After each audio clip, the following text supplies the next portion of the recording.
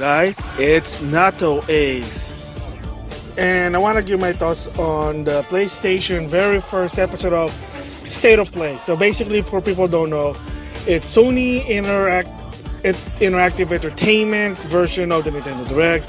So this is their very first episode they're trying to do this. I mean, they kind of done some PlayStation Access, basically just like an in-depth talk to developers or the games themselves, but that's a little bit different. So this was basically what the Nintendo Direct is doing right now, like a headline thing, like rapid fire. So they kind of did their own thing and offering what games that they're going to come out for the PlayStation in the future. So what's it, a good one or a bad one? Well, unfortunately, I have to say that the first episode wasn't really stellar. It wasn't a wow factor. It was like meh in the end, and yeah, there was a big surprise to some extent, but it's like, okay, well, cool, and that was it. And because mostly this one was focused on VR, like VR this, VR that, a lot of VR games. And for me personally, I'm not really a fan of the PlayStation VR. I don't even have one. So a lot of those probably it's not good for me. It's more like tech demo stuff thing. So, I mean, there was an Iron Man VR, but it's like, okay, so basically VR rail shooter and you're pretending to be Iron Man. And they were like they were just showing a lot of it. So, but there is that one VR that it kind of makes sense. I'm not a fan of this franchise, but it does make sense. And that is Five Nights at Freddy VR.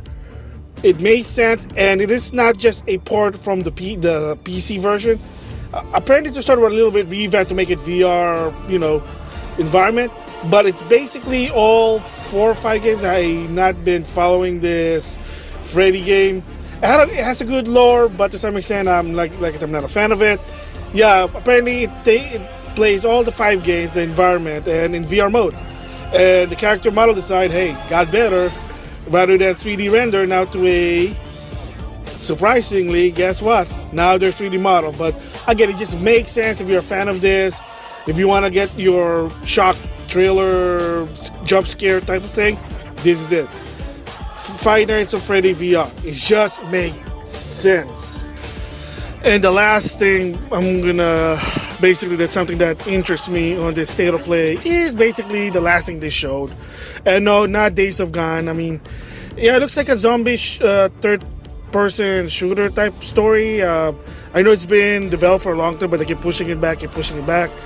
Whatever, I've not been following that game. But Mortal Kombat 11 basically showed another aspect of the story trailer, which basically their current version meeting their past version, and that the reveal of Liu Kang, Kung Lao, and Jax is going to be playable in the base roster of Mortal Kombat 11.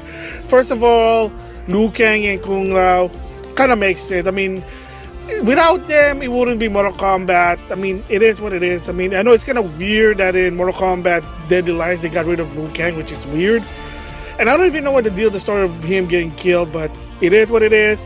And of course, in Deception he came back, and then in Mortal Kombat Armageddon, which is basically Trilogy Part 2, he came back.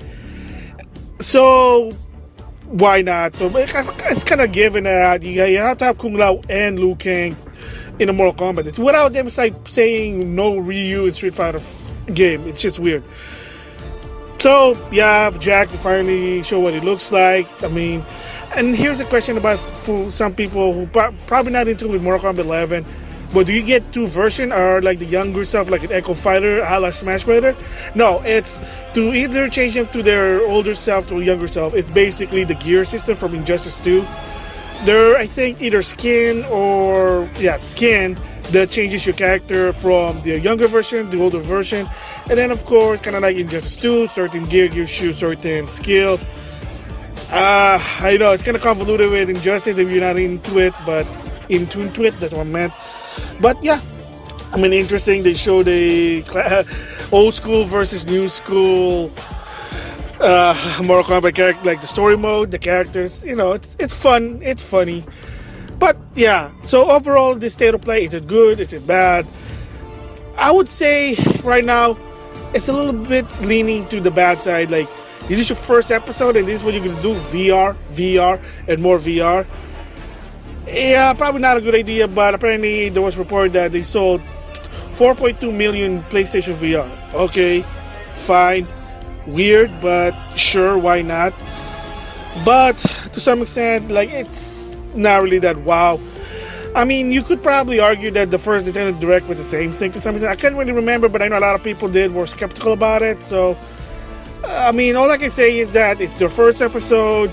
If they do it again for like a month, the next month, let's see if it gets better. And if this is like a monthly thing or every 2 months, then we'll see. Because remember, Nintendo Directs are just usually it's just they only do to some extent 3 main Nintendo Direct. One in the fall, one in the winter, and the E3 special one. That's really it. So, like I said, if I remember, the first Nintendo Direct wasn't really that good either, but I could be wrong. So, give it time and we'll just have to wait and see. But right now, it didn't really start good. Maybe the next episode they say it's going to be it's a recurring thing, so wait and see. If the second one's still bad, then we should be worried about it. Or I should be worried about it. That's my thought about the state of play. I mean, it's sort of a good start, but it should have been better. Less VR, more games. With that, I'll see you guys later.